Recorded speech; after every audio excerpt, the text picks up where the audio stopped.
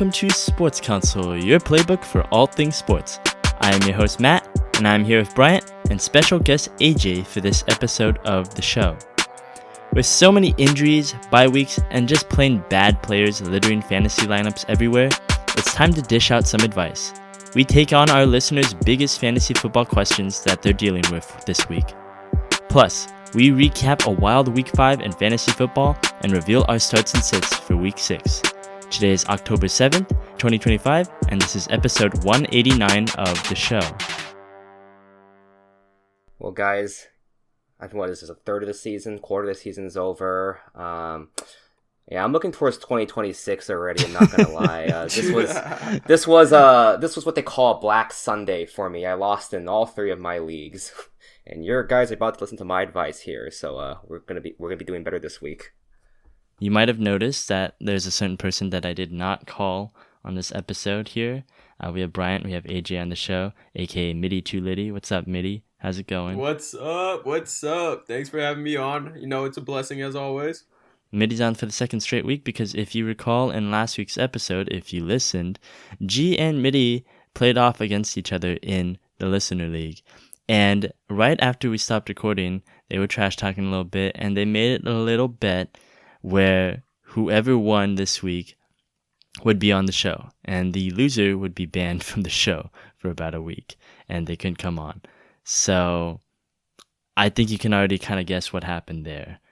But a winner is a winner. Here. Let's go. That is what I will say. He took down the undefeated, just like how the Bills lost. But hey, got the win, of course. 4-1. But big dogs had to take the win, and I know G's gonna listen to this. Yes, he will. And before we get to the Listener League recap, we got a lot to cover. But once again, we are Sports Counsel, and you can find Sports Counsel anywhere on social media. You just go to sports_counsel on Twitter, Instagram, Threads, TikTok. We are everywhere these days. We are on Spotify, iTunes, Amazon Music, YouTube. Listen to the latest and greatest of our sports takes. And if you want to join our community, you can go to the Discord link that is in our bios for all of those social media handles. Join our community, ask anything you want in terms of fantasy advice, just play and react to all the games and stuff. We are there. We are always active there. It's a great community. Check it out. Once again, sports_counsel on all platforms. Discord link is in the bio. Let's get to this Listener League recap though, Mitty, because I know you are excited to deliver it. Oh, 100%. You got it, Matt. We'll start off with the first one. Mr. King Mitty whooped him, because I did whoop him. 159 to 146 to Team G. That was a crazy shootout matchup. I'm going to be honest, I probably thought I was going to lose just because of how Mahomes was playing. But, hey, did come out with the victory. Definitely with Puka going off, JSN going off, and Sutton also going off. So with the team playing well like that, it was a pretty good matchup. But also his team went off too as well with Judkins, CMC, and then Garrett Wilson. He did have that dud with QJ, but that definitely helped out a lot. So take that win right there. Win is a win at the end of the day. This is a battle between two titans right here. I mean, you guys have two of the most talented teams right now in fantasy. I mean, it started off on Thursday night, McCaffrey versus Puka, which is like basically two of your best players right there, and you both basically scored even.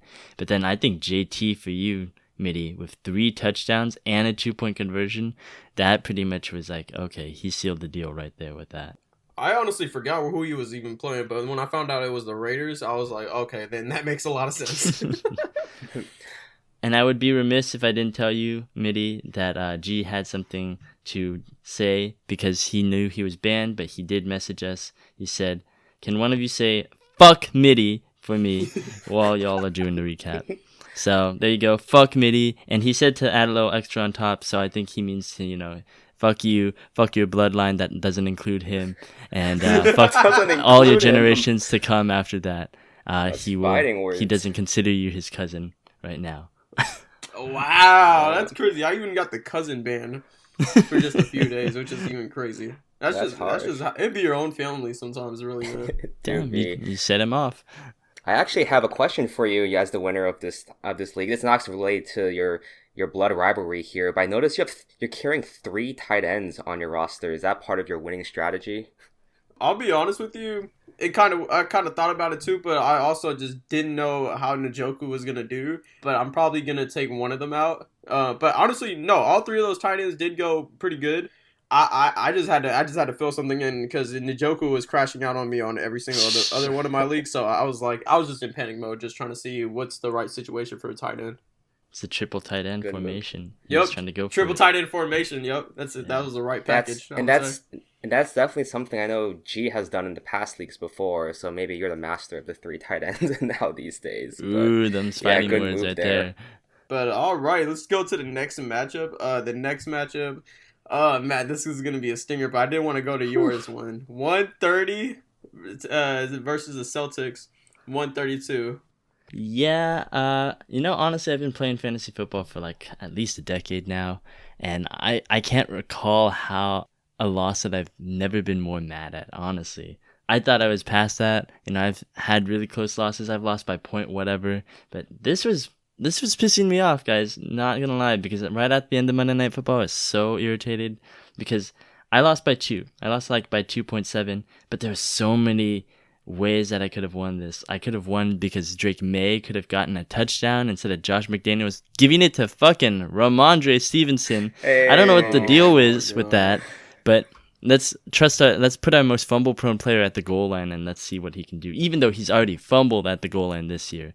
Okay, whatever. Man, tell me about it. Shout out to all the loyal Travion guys. Yes, I'm still holding. That's one of me. I'm one of those, and then he's Yeah. still holding. Because Keep Verbo on just, I don't holding. know, he just doesn't trust him. He doesn't know the playbook. I don't know what it is, but they Yeah. need to find a ways to get him more involved, especially with Antonio Gibson being out for the season. But it's like, I just don't know why he doesn't give him touches, but they'll give it to Mr. Fumble Man. The problem with you guys is you guys are thinking in terms of reason and rationality, and they don't think like that along the East Coast of New England. They only trust the vets there. Yes. And my pass protection from Ramondre there. That's all they believe in out there. Yeah, but either way, and then Schrader and Omarion Hampton both get hurt in my lineup. Schrader could have given me just those 2 points on itself and all the extra points they could have kicked from there. But, that sucked. And then Xavier Worthy at the end, I had him on Monday Night Football, and they just did not give him the ball. In the last 2 drives of the game, they didn't give him a single catch. And that, because a PPR catch, you just need a catch for like 10 yards, and that would have been it. So I was screaming at Mahomes, and he was fucking checking it down. Kareem Hunt to the end zone for a touchdown. Oh, I was so mad. But good game, Celtics. You fucked me with 3 Eagles somehow. So enjoy it. That's a sad one. Honestly, yeah, if like Schrader made just a single field goal, I think you just win. So Fuck the Raiders. Dirty brutal. ass play. They tore his ACL and his MCL. That's dirty. Wow. Career altering. All right, let's take us to the next matchup. The next matchup is going to be Team Nando beating the dang bus, 116 to 114. That was another nail biter right there too, as well. Amazing. He won with all his players out. Josh Jacobs out, DJ Moore out, Romeo Doubs out, Kyle Pitts out, Mike Evans out. He literally found a couple players on the waiver wire the day, like I saw it. I saw his transactions at 9:30 a.m. and he won with Trey Tucker and Kareem Hunt with 2 touchdowns to beat Gav by 2 in Monday night. It's a Monday night miracle. He got the miracle I didn't get, but there's a cycle. There's a cycle here. Me, Nando, and Gav, we've known each other since college.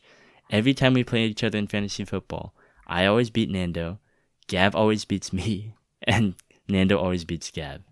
And that's the cycle, and he just did it to Gav right here. I think the biggest miracle is I guess he had to start Calvin Ridley, and Calvin Ridley finally broke out. That alone is a miracle with how that team has been playing out there. So good It's work, dark magic. Nando. Dark magic. You don't disrupt the cycle. It really broke out right there. Yeah, it's the sole reason why he popped off, because of the podcast circle of suck there. All right, going to the next matchup. Bryant. 2026 Don't do it to me, waiting man. room It's over, man. versus J Roxy Kittens, 102 to 159. I guess we're looking at the 2026 waiting room at this point. Yeah, I mean, both my top literally the only two guys on my team that do anything, Udunzi and London, were both out. So it was a long shot. Any who's there and needed crash out Pickens to really crash out there, but he didn't. And the old running back, the elderly waiting room, continues to be old. I think they literally get like 9 points every game from my starting running backs. So I think all my years of trusting like Henry and Kamara, it's finally come time. I see it's like that meme of like Master Oogway from Kung Fu Panda, and it's like my time has come. I think it's time for these old running backs. Don't give up though. Yeah. Don't give up. I know it says 2026 waiting room, but people have come back from 0-5. Oh, 100%. Hey, as long as I'm not the toilet bowl at the end of the season, it'll be a victory for me. So yeah, we still got some seasons left. We still got some of the season left to play for sure. Fair enough. It's a good motivation, just to all the people listening out there. Never give up. Never kill yourself. Some good ones. Yep. Always find success. But taking us to the next matchup, we got a whole lot of baby mamas losing to booty lickers. He finally got a win, 104-89. Hooray! Kid beat me to a win. Congrats. Winless, undefeateds go defeated, and winless teams win games. Hooray! Yeah! Good job, Ugly Kid. You had that one ready. I had it ready. I'll have it ready for you too, Bryant. You'll get your win. One day. Yeah, Dylan. It's gonna come this week, hopefully. Dylan was struggling. He didn't have any running backs left. He had Bijan on bye. Jalen Warren was on bye. He was trying to actually get a trade going on for a running back.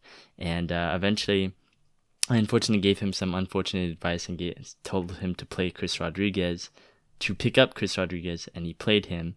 And that didn't go well at all for him. So, oh well. Sorry, Dylan. Yeah, it's definitely a tough one, I would say. All right, but moving on to the next matchup, which is our final matchup of the week. Recap, we have Josh, the highest scorer, I believe, 175-145 versus the fourth down syndrome. Well, that was a crazy matchup. It's hard to lose and put up 145, but Jamar did that. It's hard. Josh is just killing it right now. He has the highest score in the league once again, third time in 5 weeks, and his team just looks unstoppable, and it's just because Jamar Chase, his first overall pick, came back to life this week. He wasn't struck by the Bengals curse, and he scored 2 touchdowns, and that led to 29 points. But he also had Egbuka, Kyron, Josh. It's a hard team to beat. Yeah, I'm looking at Josh's scores or team, and my eyes are crying. Just like, bro, share some wealth. He won. He won with the Ravens going for negative points too, and he pulled up 175. So honestly, dude, Josh, you are kicking ass out here. Yep. Yeah, I give you credits for that one too. But we'll see what happens. Still a lot of more weeks left. All right. Well, that is the Listener League recap. Thank you, Mitty, for just an electric performance overall. And that takes us to our Listener League high-scoring topic. And I know you guys, we've been talking about the recap for a little bit, and we're going to get into the high-scoring topic. If you want to skip ahead, we do have chapters for that. But if you do want to stick around, this is a great one, because the high-scoring topic, again presented by Decker99 or Josh O, is worst date stories. What the hell, man? I go 0-3 this week, and then you make me do worst date stories, dude. And you're putting me in the feels this week here. No wonder G didn't want to do this episode. Lucky man. All right, who wants to go first here? I'll bite the bullet. I'll bite the bullet here. No one wants to go first. Okay. No one wants to go. I'll save you guys some pain here. I don't know. I'll just go with a first date story here, and which honestly, it's nothing too crazy. It was one of those, set up a date at a restaurant, and I'm sitting there waiting for her to come up, and as soon as she sees me, she just has a look on her face like, and from the first second, I'm like, oh fuck, this is cooked, man. This is not gonna go well, and it goes about as well as expect. Food is fine and all, but I mean, she's pretty dry with the talking. It's mostly me asking questions here and there. And then she just gives like 1-word answers. And afterwards, I ask if she wants to get boba, which if you're not from the Bay Area, boba is pretty much expected because that's all you do out in the Bay. You drink boba there. And she was just like, well, if you want to. And I was like, God, over there. So whatever. I just get my some pity boba there, and I say bye and let her go off there. So Yeah, pretty much one of those days where it was just like from the start you knew it was kind of cooked out there. How But long did it luckily last?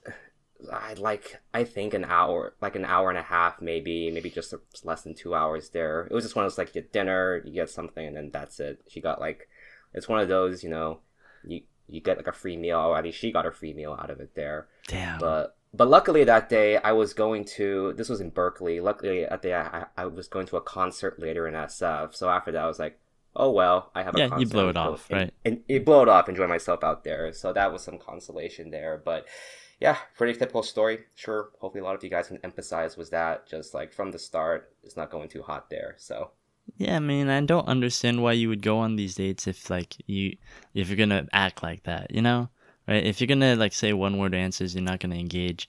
I mean, the only reason why is a free dinner. Like that's what I'm assuming, but that's just terrible, man. That's just terrible. Either gender, don't do that. yeah, the funny thing was actually, I'll just say it. One of our, you can cut this too if you want, but our other podcaster here, Dylan, he's been doing great on the Hinge out there. I actually saw her profile pop up once for Dylan, like the same profile, and immediately was like, "Oh no, stay away, no, buddy. No, do not do it. Do not talk to that girl. You're gonna get big red free dinner flags. pretty well. Literal red flag out there." That's a T app in real life working for you right there. Yep. Exactly. I guess I'll go next. I mean, to be perfectly honest, like a lot of worst date stories are probably going to be just like what Bryant described. I'd probably say the same thing for me. I don't have any terribly horrible first dates. I think the worst first date for me is that, it was the same kind of story. It was more like lunch at a sushi place with this girl, and she was okay. She engaged, and she didn't have like terribly short answers, but at the same time I could tell that there wasn't really a sense of chemistry or anything right there. And then I think afterwards I also paid for the meal, just like you, Brian. And then afterwards I asked if you want to kind of go on a walk and just like explore the town. She's like, no, I'm just gonna leave. And then that was that. Never heard from her again. Kind of your typical very not good first date story. I do want to give a more entertaining story for you guys because I know that wasn't very interesting at all. This involved a friend, or let's say more of an acquaintance, that I kind of met up with a couple months ago with another friend of ours, and he was kind of like not the most social guy in high school, but he's always asking for like a lunch or a dinner or whatever, right? And so we finally obliged him, and it's been a while since we caught up. He wasn't really the kind of friend that we hung out with a lot, and we didn't really want to hang out with him, but he kept asking, so we decided to do it. And he picks the restaurant. We're a little concerned because we haven't seen him in 10 years or something, right? And the first thing he does is he brings his dog, which is a little weird, right?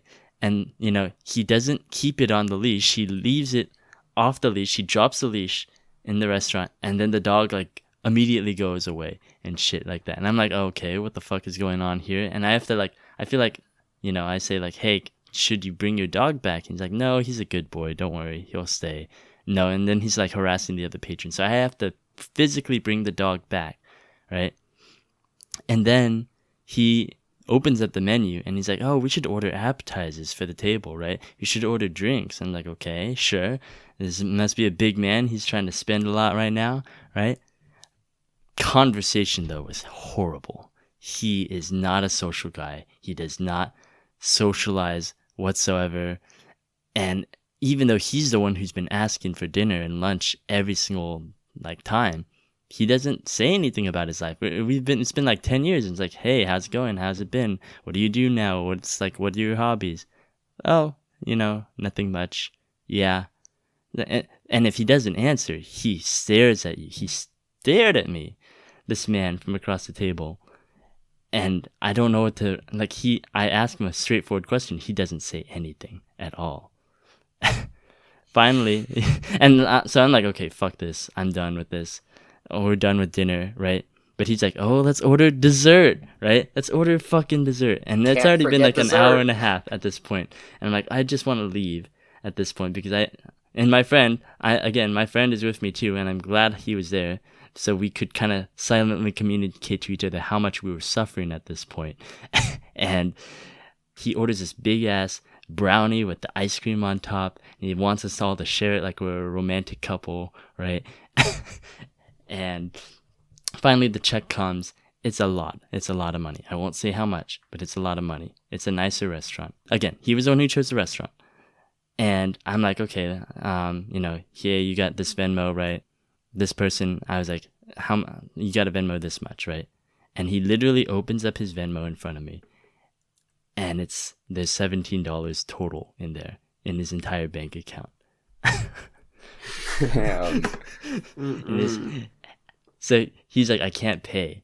I'm like, what the fuck is going on? Like, what's the point? Why did you choose the restaurant? Why did you decide to order apps and drinks and dessert? I ordered the cheapest shit off the menu. And, like, what was your plan? What was the plan here?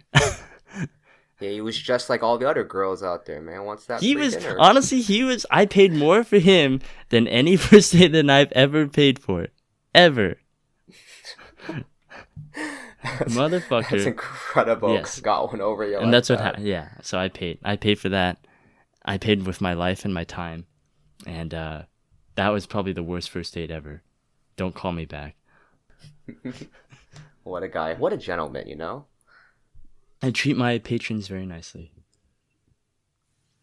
That's pretty wild. All right, Mitty. There you go. All right, we'll go for it. So this was when I was back in Chicago, in April. Went out there. Met up with this girl that I knew for quite a long time actually. But we linked up again, started talking again. So went out for a first date, and I showed up just a few minutes late because I mean obviously traffic and stuff like that, and I guess that kind of killed her vibe or whatever. But it's like you can be patient and stuff like that, and I still paid for the whole thing. I thought the vibes went good, of course, or whatever, and then like she was engaging and stuff like that, and then she even was trying to hold my hand and stuff like, even if it was the first day, but she was still trying to hold my hands. But I'm like, not that fast of a guy like that, you know. I still wanted to, keep talking to her, of course, and then if anything. But honestly, I was just more of like probably putting this towards like a friend situation. But I guess she didn't feel the vibes, and then started texting me, afterwards, and started saying, I think you weren't the guy for me, like you're probably too hood for me. I was like, okay, that's just an excuse, because she already knew that I didn't really like vibe with her and stuff like that, that I didn't want her in the first place. So it started like blasting all these messages and stuff like that on some hater stuff, I would say. But I mean, it is what it is. I mean, it was definitely a waste of time, but I mean, hey, it happens. It happens, man. It happens. Yeah. That's unfortunate for you, man. Like, hey, you gotta shoot your shot sometimes, and even if it doesn't work, at least you tried.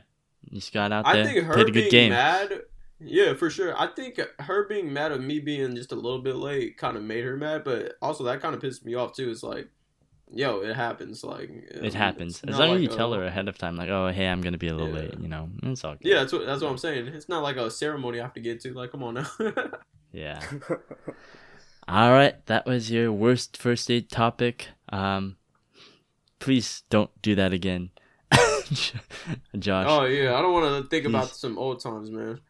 Oh man, please happier thoughts, happier memories, happier times, cooler topics. But hey, he stays winning. We're slaves to his choosing. Yeah, we gotta figure something out. We gotta beat this guy's high score. All right, these are good topics though. For sure, though. Yeah. All right. It's time. Let's get into our week 6 starts and sits. Last week we did really well, actually. I think we did our best performance of the season. We went 10-6. Good job, everyone.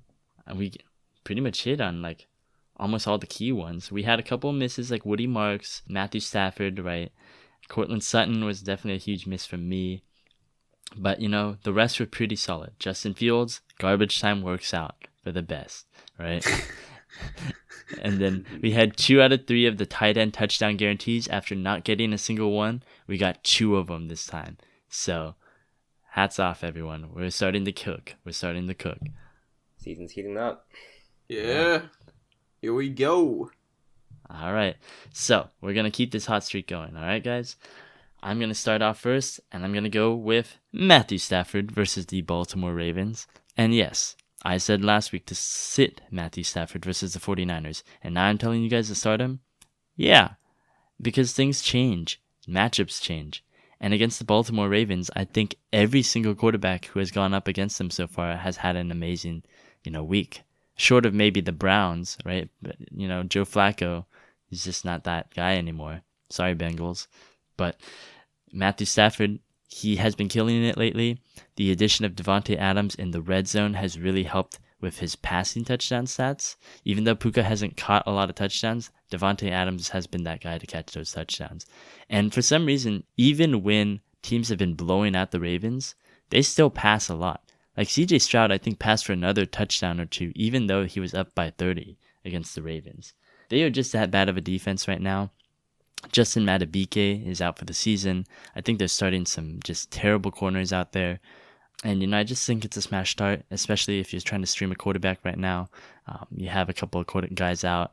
I really like Stafford against the Ravens. Yeah, it's definitely I agree. out there. And that Baltimore defense just, I don't know what's going on in Baltimore. They aren't doing it for hot, so it's always going to be able to target that team right now. Yeah. They're literally second to last right now in passing yards allowed. No disrespect to CJ Stroud, but if you have CJ Stroud performing over on that defense, that's a start from Stafford. They didn't punt for like 8 straight possessions. That's how bad it is.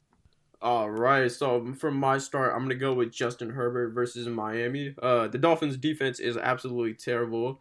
I could see Justin Herbert going probably almost about 350 yards in passing in that game. He has all the elite weapons. Of course, if the O-line stays healthy, that's another big productivity to look at. But Justin Herbert, I think he will dominate Miami. And I almost think every single quarterback that played in Miami this year dominated Miami. So, he's going to keep it going. He's been hot recently. So, just keep that going. And I think he'll dominate Miami. Yeah, I think that Herbert, no Omarion Hampton, no Najee Harris. O-line's a little bit suspect, but I think the game script right now is to keep on passing. I don't know how much you can trust the other running backs right now. Yeah, pass heavy, yeah. And Miami's really bad against the pass. Yep. So even the run too. They gave what's his name? Rico, how many yards? Rico Dowdle, 200 yards. 230 something, I think. Yeah, and I'm glad you brought him up, Mitty, because my running back start is going to be Rico Dowdle versus the Dallas Cowboys, right? It's Former Rico team. Dowdle. Yeah, that's what I'm saying, man. It's a revenge game. I could talk about the matchup. I can talk about the fact that Dallas is just a horrible defense right now, and they're giving up a lot of points. They're giving up a lot of runs, right? They're 23rd in rushing yards allowed this season. But it's mainly the revenge matchup, right? These teams and these players play up against their former teams. We just saw it a couple weeks ago. J.K. Dobbins went up against his former team in the Chargers. He did well. He scored a touchdown on them. Stephon Diggs against the Bills. He went off in prime time. I think he had his best game of his season and maybe the last year or so against in Buffalo. Gonna be the same. Rico already told them to buckle up. And Brian Schottenheimer, for some reason, lamely responded, we'll have our seatbelts ready. I don't know what that means. Does that mean you're just going to let him destroy you guys? All right. But, I don't think they have a plan against him. And as long as Chuba's still out, I think that Rico's going to be able to dominate this matchup. Yeah, Rico's going to dominate. 200 yards, that happens once or twice per year there, and it happened... against Miami here, so Rico can definitely ride that hot streak off. Another good one especially against a Dallas team that's really missing Micah Parsons right now, I'd imagine. Mm-hmm. Wonder who did that. Looking at you, Jerry's World. And I can go for a running back here. I'm gonna go back to that Miami and Chargers game. Also, I'll add that I was gonna say in terms of Miami's defense. There's that one clip of Amon-Ra just absolutely cooking Jack Jones and then the entire Miami secondary. Well, I guess that was pretty accurate here. That's been what's happening this season here. So yeah, start your wideouts against Miami here. And I'll keep that same game. I'm gonna go with Hassan Haskins versus this Miami defense here too. And I will caveat, I don't think Hassan Haskins is like a smash start. I doubt he'll even hit like the top 24 for running backs here, but if your team is suffering for buys, or you're just really struggling with running back, I can see Hassan maybe getting probably 9 to 10 points here. He probably is going to be touchdown dependent. He's going to be probably getting the most volume of carries in that backfield here. Don't think he'll be kind of the most efficient, and I don't think Hassan Haskins or Keamni Vidal there are really big kind of pass catcher backs, but he will be the focal back in the offense from what it looks like here, and then I could definitely see him, plunging into the end zone for a touchdown here to save a day. So you could definitely consider going for Haskins here, especially if you're struggling in that running back spot. Look, I mean, it's not the most inspiring start, right? But if you're like me, I lost Trey Benson, I lost Omarion Hampton. Travion is not doing super well right now. Ricky Pearsall, I don't know if he's going to come back this week. I am starting right now Michael Carter and Rashad White as my two main backs. So, right now, don't think about the name. Just think about the opportunity and the matchup. Close your eyes, plunge in. Sometimes it'll work out, right? Again, Rico Dowdle, no one's super inspired to start him last week. He had probably the best fantasy game of the week with 32. So, you got to play your matchups. Yeah, what if Hassan Haskins runs for 200 yards against Miami? Do I say something that I don't want to say? If Hassan Haskins runs for 200 yards, no way. I'll run in my boxers for a mile. Okay, I'll do that. Put on threads. I'll run. Yeah, I'll run shirtless for a mile. If Hassan Haskins, yeah, if he does that, I'll run shirtless for a mile. In my neighborhood. Book it. Should be a safe bet. Alright, you want to go back to back here, Bryant? I sure can. I guess we're sticking around 2 games here. I think the Miami Chargers game, the Dallas Carolina game is a pretty hot contention here. Because I'm going to go back to that Carolina-Dallas game here. George Pickens versus Carolina. And this is mostly just looking at Pickens. Really needed him this week to pull through, but he definitely had a down week here, especially. Seems discouraging, especially since I ever thought he'd get all the volume. He was coming off a great game, first game in CeeDee Lamb's absence here. Kind of put up a dud here. But going up against Carolina, which to their credit actually has a decent secondary here.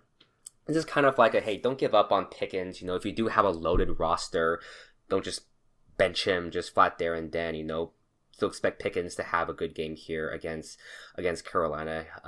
Lamb, I think, is still going to be out there. And for some reason, all that volume went to that one dude on Dallas. His name is Flournoy? Flonase, Fluoride. I don't know. Look, man, that guy went for over 100 yards. No one had heard his name before. That's not going to happen every week. Don't go chasing that guy on the waiver wires, It's George Pickens. He's the 1D, now the wide receiver 1 in that offense here. Trust your gut. You can pick him against Carolina. Solid play. All right, we're going to go with all Chargers wide receivers versus Miami. I know a lot of people could say, but QJ, he had a dud last week. It was just a dud. He's going to bounce back for sure. But I think all Chargers wide receivers are a guaranteed start versus Miami because, like I said, that passing defense is horrible. So go ahead and start all my Chargers wide receivers. So we're going to start Justin Herbert. We're going to start Hassan Haskins. We're going to start all the Chargers wide receivers versus Miami. So should I just make the graphic all Chargers?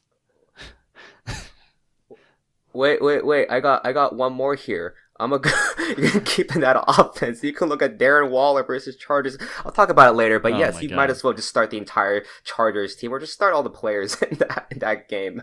Oh boy, do you even know who the tight end is for the Chargers? Gadsden, I think his name is Oronde Gadsden. I think, yeah, it's like a rookie. I think he has promise. I don't know if it's his time to shine yet. There's a lot of mouths to feed in that passing game. Just watch. Now he's going to be the only one who performs. He's going to be the one with the touchdown guarantee, but yeah. All right. Speaking of which, it is G's not here, so I guess it's up to me. It's time for the tight end touchdown guarantee. How's that? That was a good one. That was a good one. It was better than Liam Cohen's Duval in terms of shouting things out in the NFL. Yeah. He's a great coach, but I never want to hear him on the mic, honestly. All right. Oh, it's pretty cringe. Okay, I'm going to start off here with Jake Tonges versus the Tampa Bay Buccaneers. This is an interesting one, but Jake Tonges has actually been pretty well so far, especially with Mac Jones. Also with Brock Purdy. He's caught a touchdown, I believe, in 3 out of 5 games so far, including the last 2. He was the first one who caught a touchdown last week. So, I think that he can still... it's going to be a shootout against Tampa Bay. And the Niners will have to just keep up. Tampa Bay is just firing on all cylinders. I think the Niners will just need to keep on passing. Run game's terrible right now. So, Jake Tonges, if he's out there, you can definitely try to pick him up. He's a good streaming candidate. Mm-hmm.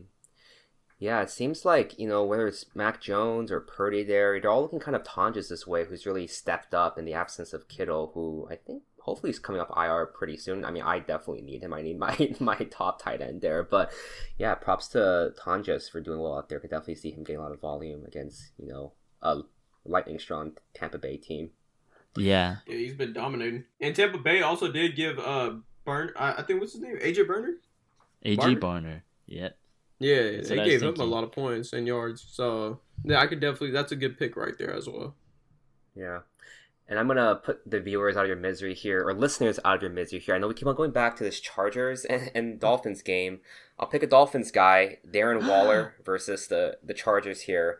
You know what? I'll make this a double. I'll give you a special off-the-cuff double tight ends. Darren Waller and Theo Johnson of the Giants, just because those guys have been touchdown machines, basically. This is a true touchdown guaranteed right here. I mean, Darren Waller had 2 touchdowns in his first game back from retirement. Had another touchdown this week. And then, Theo Johnson had 2 touchdowns last week here. So, especially with, young team for the Giants, Jackson Dart, and then Darren Waller, he's definitely not as cooked or as old as you might expect him to be. If you're looking for tight end this week, look for the guys that have been hot for tight end. Maybe those are the guys that, the respective QBs are going to be continuing to target in their red zone here. So you can definitely look at those guys' ways. What do we always say? We always say that all you need from a tight end is a touchdown. You don't need anything else. And Darren Waller so far is the red zone target for the Dolphins. You see any of those games, if they get into the red zone, they're looking for him. He's 6'6". And, he's their biggest jump ball threat. He's the biggest guy. So, no Tyreek, right? What are you going to do? It's Darren Waller. So, definitely like that pick for a touchdown guarantee at least. All right. Definitely one of my running backs is probably on my three or four of my fantasy teams. Oh, my gosh. But I'm going to go with Njoku at Pittsburgh. I think Njoku's playing really good with Gabriel. Looks like Flacco is probably just the issue because how slow he plays. But I think Njoku played really well with Gabriel last week. On Sunday. But I think he keeps that going with the hot streak. So continue to start Njoku. You sat him last week, and now you're starting him this week. I didn't know the quarterback change was gonna affect that much. Like, come on, we're talking about Gabriel. Yeah, and that's a good pick. Steelers are right now, I believe, 30th in terms of giving up points to tight ends. So yeah, there you go. Or I guess third most. Yeah. So most definitely. Let's move on to the sits of the week here. I got a start that we had. But then we flipped to a sit. It's a familiar pattern so far, but I'm going to start with Justin Fields. We're going to sit him against the Denver Broncos international game. Sorry, guys. I know he's been hot. I know that every game he's finished so far, he has been like a quarterback 5 or higher. And that's great. But let's consider the level of competition that he's faced. We got Pittsburgh, which, hasn't been the best defense so far. They were missing a lot of people, and it was week 1. Right? So maybe they just weren't familiar with Justin Fields' game. Right? Then we had the Miami Dolphins, and we just talked about it. We literally just picked every single player against the Miami Dolphins this game. So, yes, of course, everyone's going to do well against the Dolphins, and he did. Then we have the Dallas Cowboys, who, surprise, surprise, are the second worst defense probably in the NFL right now. And he's done his best with the matchups that he's been given. He's been quarterback 2, quarterback 4, quarterback 7.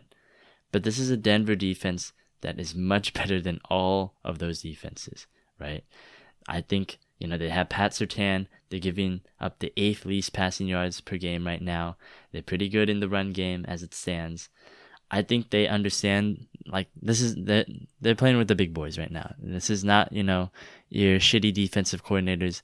This is an actual guy who knows what he's doing in Vance Joseph. And I don't think he's going to just let Justin Fields run all over him.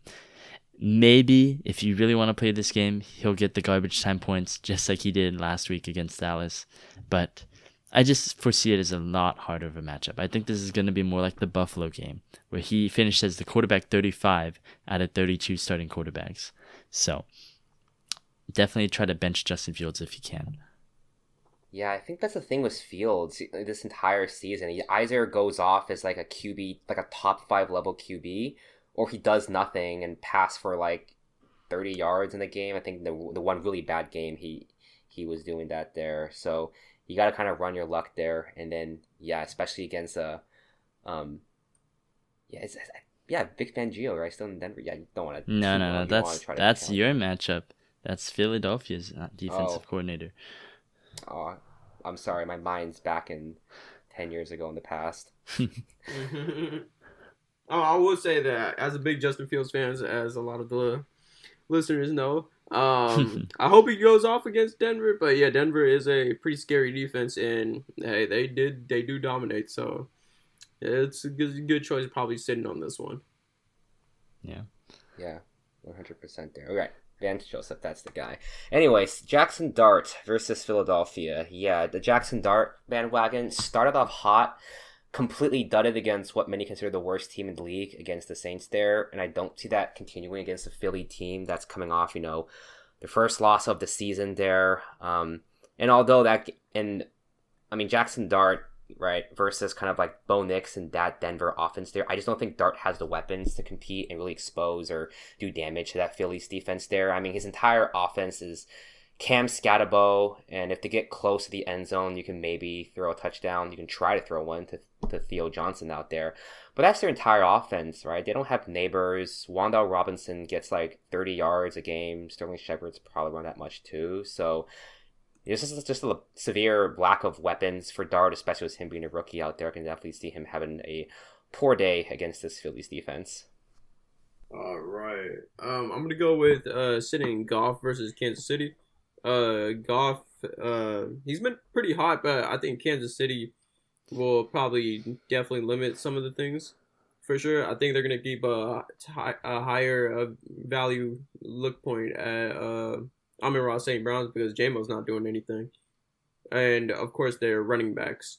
And I could see the Chiefs going running back heavy for this game. The line's going running back heavy. Sorry about that. So yeah, I don't see Goff showing off on this game. Maybe here and there'll be some flashes, but I just don't see myself seeing Goff go off on this game. I think Goff plays a lot worse outside versus inside. I think that's a stat, and I think he doesn't do well with pressure. Kansas City likes to bring that pressure, so definitely would consider. He's one of those guys in that tier where you don't know if you start him or sit him. I think you sit him this time. It's a tough matchup. All right, how about you go back to back here, Mitty? Yeah, I'm gonna go with sitting the Steelers running backs versus Cleveland. As much as shitty the Browns are overall as a team, their defense is pretty elite, and their run defense is probably the best in the league. But also, you have Warren coming back, and then I just don't see the Steelers running backs dominating versus Cleveland. For this game, Cleveland has been dominating running backs week after week. So I would probably sit any Steeler running back that you have, Gainwell or Warren. I'll just sit on that one. Yeah, Gainwell, Warren, and don't forget Caleb Johnson out there. Yeah, if you feel like Caleb Johnson, cut Caleb Johnson. He's not. First of all, cut him, and he's definitely not going to do well against Cleveland here. That guy is been a very unfortunate start to his young career there. Yeah, most definitely. On the flip side of young careers, we're gonna go with an elder of the running back room, Alvin Kamara versus New England. less about the defensive matchup, more of just what's been going on with Kamara here. You know, in years past, this is a guy that is a fantasy star. He's a fantasy winner week in, week out. He has not had a good start to the season. He's been inefficient. I feel like his passing volume has decreased significantly too. And now he's lost significant running back touches to Kendre Miller. Maybe the younger gun is slowly taking over for Kamara there. I think Kamara will still get more of the pass receptions. So maybe he is trending more towards like that third down back there. But Kendre Miller, I think the amount of carries he's been ramping up week in, week out. And now he had more carries than Kamara last week here. And I think it was more efficient too. So looks like Kamara's time as the lead back could potentially be on the timer here, although I do think he reserves some role in the receptions category. Just don't think he's that star running back that many people were hoping for. Yeah, I think Kamara, something's off because there's a chance I was surprised by his usage last time against the Giants. Like, it's a smash start. Like, Giants are a very bad run defense right now, and Kamara only got 8 carries. So I wonder if they're preserving him, or he's old, or they're gonna trade him. Like, that's my biggest thing right now. Yeah, I heard about something about a trade potentially happening, but I mean, who knows? Yeah.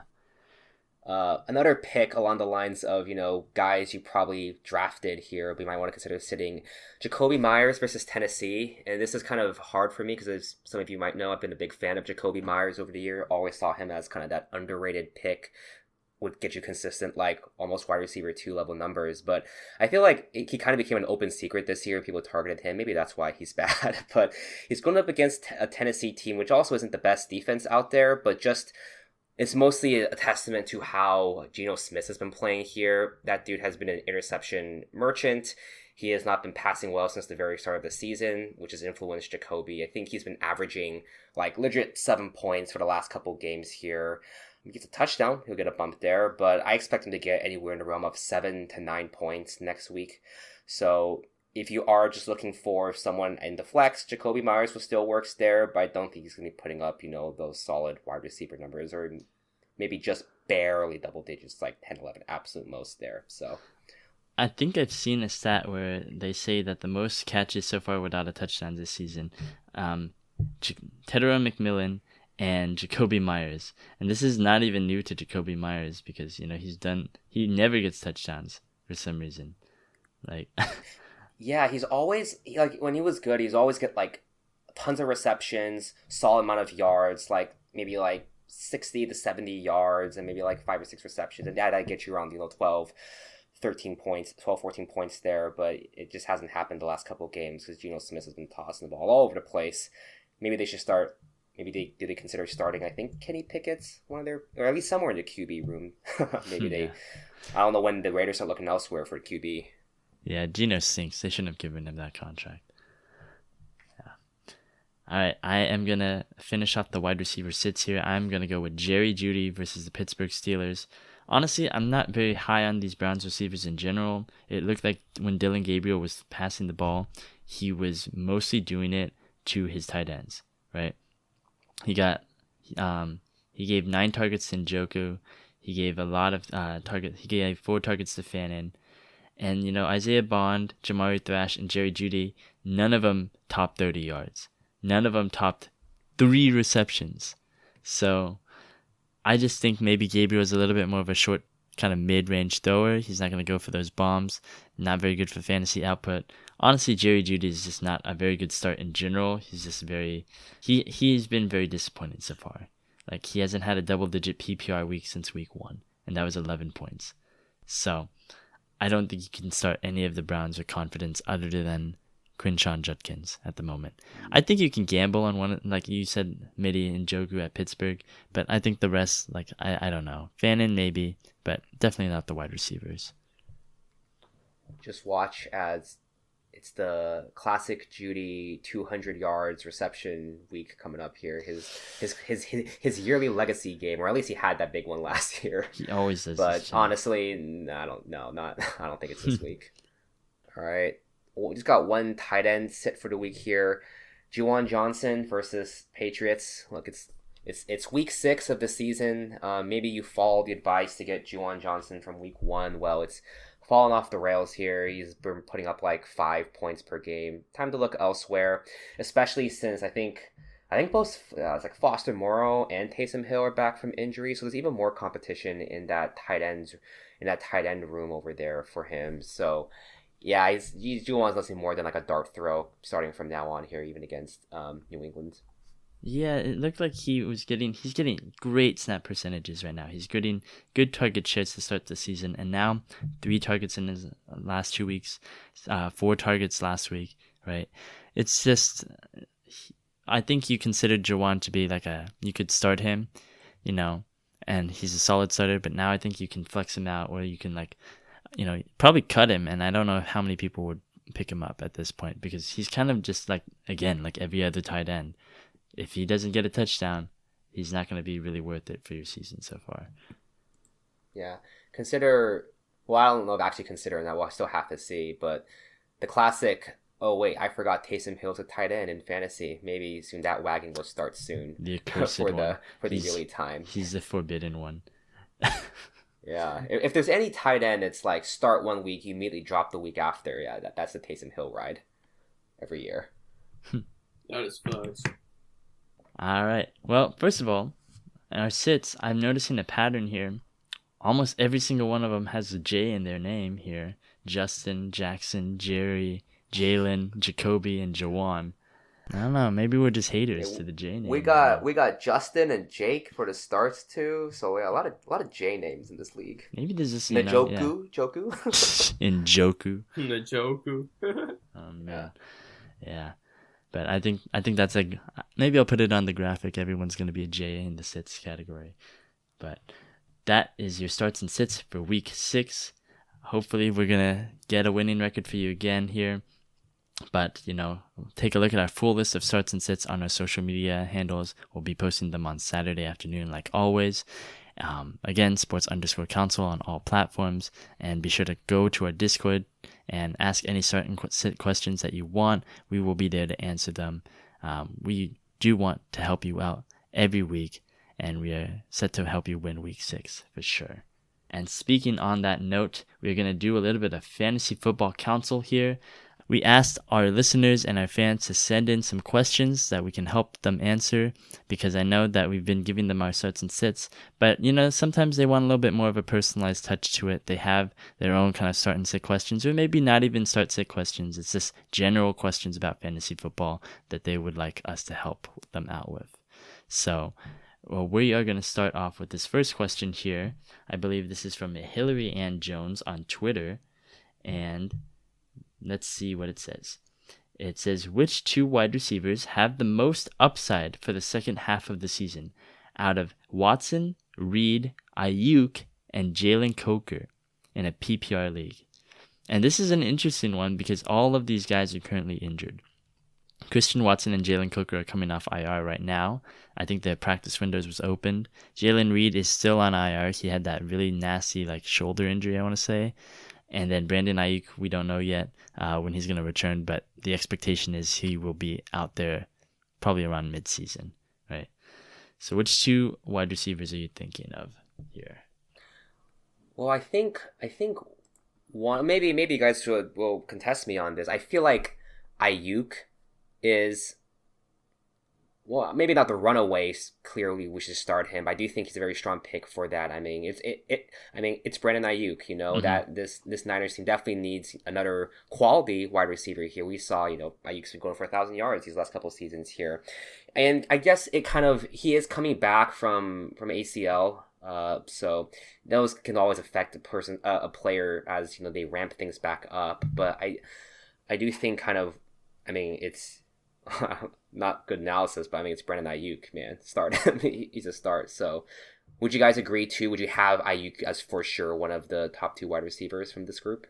Yeah, Ayuk's my number one. Yeah, I agree. Yeah. He's number 1 because I think Ayuk, when he gets in, he should be the number 1, or he'll be one of the primary looks right now. Like Ricky Pearsall's been great. Juwan Jennings is on and off. He's kind of been injured a lot lately. Kittle will obviously hopefully be back by then. But I think right now the Niners just need bodies back and capable wide receivers. And once Ayuk gets back, I think that Purdy IU connection will get back into it. I mean, hopefully they're both back. I don't know if even Purdy's going to be back at this point. But I definitely agree with you, Brian. There's not going to be any question on whether or not he's going to be the starter, right? I think when he's there, he's going to start, right? Barring something unforeseen. Mm-hmm. Yeah.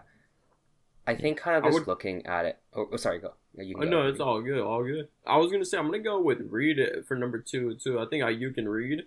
Jumping a little bit ahead because Reed has a great connection with Jordan Love, even though I hate the Packers, of course. But I think Reed is pretty good with Jordan Love, and Reed still produces more. Watson is pretty much off the list. That guy hasn't done anything in about 2 years now, honestly. But I think Reed and Ayuk is a safe bet. Yeah. He's the primary target for Reed. Reed's like the primary target usually for Love when he was there, right? Yeah, that is correct. Yeah. I feel like we're probably all in agreement kind of Ayuk.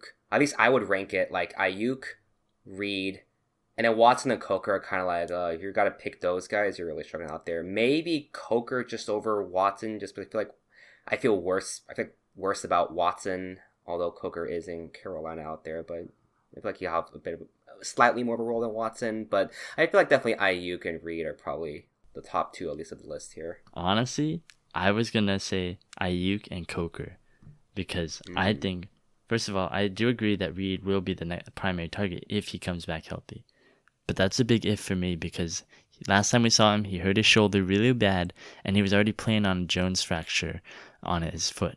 So I don't know if he's gonna come back healthy. That's my biggest concern because he suffered, unlike everyone else here, he suffered that during the season. So I don't know if he's going to come back fully healthy. Coker, he suffered his in preseason, but he looked good. And they traded away Adam Thielen because they thought that he was going to be the slot wide receiver. And Bryce Young loves to target the slot wide receiver. He loves targeting over the middle of the field because that's the only place he can see right now. Right, like it's like, and I'm not even kidding, honestly, because like he's giving a lot of targets to Tet, but a lot of these are also over the middle of the field. I legitimately don't know if Bryce can see over like very tall defenders right now, because I've been watching all these Carolina games and he's terrible. He's very bad. But just 5'9" problems in the NFL. 5'9", 5'10". Yeah. So I mean that's just something you can't fix, but you can take advantage of it because Coker's going to line up in the slot a lot. I think he would be Bryce's guy to target. It's not great for me as a Tet owner, but I do have to admit that I think he likes his slot wide receivers, and I think Coker would be. He's a very sneaky ad if he's not he's not rostered in any of your leagues right now. All right, let's move on to this next question here. Is it time to give up on Jameson Williams rest of season? Well, that's a great question. Yeah. For me, I wouldn't give up. I think he can still produce, and maybe it was just a rough start, but I would just keep him from now. But, would you bench him though? Yeah. Oh, 100%. I would start looking for another wide receiver at this moment. Yeah. My biggest thing is that Jameson, I loved him coming out this year because they gave him a big extension right before the season started. It's like they thought that he was going to be prime for a big year, so they wanted to give him that contract in order to make sure that they don't have to overpay him next year, right? Yeah, they messed up on that. Yeah, because so far it just feels like they don't need him to win, right? They used Demo and Gibbs so much, right? And they run. Amon-Ra catches all the touchdowns, and he's mainly their guy in terms of receptions and targets. And then J-Mo's that guy where, maybe I'll get a shot play, right? Maybe sometimes I'll get, a couple of targets down the middle of the field. Or like maybe an end around or something like that. But look at the targets right now. He has 5, 4, 3, 8, and then 1. 1 against the Cincinnati Bengals. Against the worst defense. Atrocious defense right now. He has finished wide receiver 12 in 1 week. And then the rest, 57, 59, 64, 89. Not even 7 points in PPR.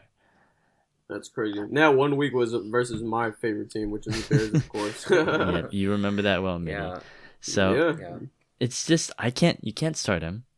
I'd try to flip him if I could use him and add him on as a trade piece, I would, because people like the name. and people like the Detroit offense. But unless they are really in a script where they think they have to pass a lot, I just don't see, even if they do have to pass a lot. Like, the Ravens game was pretty close. They didn't pass him that much. He started off pretty well, but then he didn't finish. He finished with, again, 6 points. Like, I think this is the last chance. Like, right here, it should be a closer game with KC. If he can do well against them, right, maybe you can consider, like, keeping him. But honestly, he might be a landmine if you dropped him. And, like, someone picks him up, they start him, they're going to see how bad he is. Mm-hmm. Yeah, it's interesting you brought up he even struggled to produce against the Bengals here, because I was thinking, okay, does the defense kind of matter? Is he going to do better against a good defense? Sounds like not necessarily. I feel like their schedule is pretty friendly overall for wide receivers, and instead of like the Chiefs, maybe like the Vikings, if you're still defense, they're still doing well by then, the Eagles, because they're playing teams like, you might see shootouts come through, like with the Buccaneers, Commanders, secondary isn't too good, Cowboys later on in the season too. So I feel like there's definitely good opportunities to start JMO there, but it's like, as you guys were just saying, like, is the production going to be there? Do they have to take those deep shots? Or are they just fine winning the classic kind of rush and Amon-Ra that they've been doing for the last 2 seasons now? And maybe, and I don't know if there's any truth to this, I feel like when Ben Johnson was there, of course, last year we saw a lot of promise for JMO here. So I don't know if that's a factor at all in the less usage he's been seeing too, but potentially. Yeah. You'd think that if you pay a guy, you'd want to use him, Yeah, of course. Yeah. And I do want to point out... money if not. Yeah. I do want to point out that the Lions secondary looks worse. They got injured. They lost 2 guys. So they could be prone to more shootouts coming. So, again, let's see what the Kansas City game will bring. If it's a close game and they're still not getting into JMO, I don't know. I don't think you could even start him. Like, I know that you'll be sick to your stomach when the breakout game comes, but right now, it doesn't look good. I personally would just sit him against the Chiefs there, but yeah, I'm sitting him against the Chiefs for sure. But yeah, I'll maybe the Buccaneers. You could maybe Buccaneers trot him out again, see if it's a shootout or something. I say just sit him until he actually has a good game. Then you can maybe consider starting him the next game, in case he burns you. Like, it's just. You can't trust him. You can't trust him at this point. Like, again, like, let's like do some questions here. Like, there's some questions about Jameson Williams, right? Would you start Michael Carter against the Cardinals or Jameson Williams right now? I'd start Carter because the volume is guaranteed. I can't guarantee that volume with JMO. Yeah. And that's very telling. You're looking at Carter, like, yeah, he's a waiver wire pickup. Undrafted. Just starting as a tight end against Indiana, and we're probably looking more towards his direction than JMO. So exactly, very telling. Yeah. All right, let's do some start-sit questions here. Pick 2 in a PPR league: Tet versus Dallas, Debo versus Chicago, Bill versus Chicago, Michael Carter versus Indianapolis, Ricky Pearsall versus Tampa Bay. I'm gonna go with Tet McMillan. And what do you think, Mitty? Any of those guys against your Bears? I'd probably go with Debo, starting him. And I'd probably go with Carter. Yeah. Interesting. Yeah. I was going to rank it. I'll go Debo number 1 just because that Chicago secondary has been hurt. Between Pearsall and Tet, I feel like that's kind of hard. I'll go Pearsall versus Tampa Bay, banking on a shootout there. Maybe Mac Jones leading the charge, and then I guess it'd be Tet, Bill, and Carter to round things out for me. So looking for pick 2, maybe Debo, Pearsall. Yeah, the only reason why I really didn't want to go with Tet, because I like Tet as a player too, but it's just like he gets no touchdowns. We just talked about it. No touchdowns. Yeah, there's no touchdowns. And then it's just the volume. We're looking at volume primarily. Devontae Adams or Rico Dowdle against Dallas. Oh. Devontae or Rico? Ah, Jesus. Why do I want to say Rico here? Ride the hot hand, Is it a fluke there? Let's see. Maybe. Fuck. You said Devontae Adams? They're playing... I'd go Rico. Just in case it's a blowout. Yeah, it's Devontae versus Baltimore. Oh, versus might Baltimore. just get hit with the Rico. Ooh. Yeah, Rico. Go. Tony Pollard versus the Raiders or Michael Carter versus the Colts? Tony Pollard versus the Raiders. Raiders is absolutely Yeah. trash defense. I'd start anybody over the Raiders. I'd even start my own self if I was if I was a football player. Yeah, look at all that. We got strong confidence in how much the Raiders suck. Tony so. Pollard might be worse Yeah. than you, Mitty. So I'm going to go with Michael Carter. Potential. Okay, I feel why like- not Tony Pollard? I mean, I feel he did pretty good last week, and it's the Raiders defense. Like, come on now. Dude, Pollard is not... I don't know what it is about the Titans, but they're not actually good. Like, even when they won, it wasn't actually good. I feel like if you do pick Pollard, I feel like he's a consistent, 9-10 point guy, which is well below what you would expect from where you guys probably drafted him. So Yeah, I can see him, I don't know, gets a touchdown again. I don't know if he even gets that. I don't know if he's getting touchdowns. touchdowns would so be maybe about wonderful. 10 Yeah, points. touchdowns would be wonderful Yeah. if they could prioritize getting him the ball and Yeah. stuff like that, of course. But the Yeah. Titans' offense is pretty ugly. Yeah. If you want 10 I points, I'd personally- go Pollard. If you want upside, Carter. Yeah, Carter upside Fair for sure. enough. Good call. All right. I think that is going to do it for today's show. Thank you all for the questions. And again, if you ever want any more questions answered, whether on the podcast or, just by our social media handles, again, sports_counsel, all platforms. Discord link in the bio. Check it out. Definitely want to help. We are aching to help. We have all the time in our hands. We want to help you win. So let us help you win. We are getting there. We're all going to win. We're all winners this year. Yeah. I'm going to win. Yep. I Yeah, hope. that's the spirit, Bryant. Yeah, we'll get out of the 2026 waiting room and get back into the basement for this current season. Yes. So. Yep. And like I said, I beat my own cousin. I got the best confidence in the world right now. Damn. Yep. Anything can happen. Pause. Yep. All right. That'll do it for today's show. Thank you so much. Hit us up anytime. Anything you guys want to say? I'm going to win. Thanks for tuning in. I'm going to go on the shots. We're all rooting for you, Bryant. I actually worry. don't even know who I'm playing this week. Hold on. What if it's like that? It's going to be like Josh. While he figures If that it- if out, it- all I can If say. it's Decker, Oh, that's pretty crazy. it is. Oh no, it's the Romeo here. I got maybe a chance. Who knows? 50 on the percentages. We'll see. We shall see. As long as you got a chance, right? For sure. All right. Good shit, guys. See y'all next week. Peace. Yeah.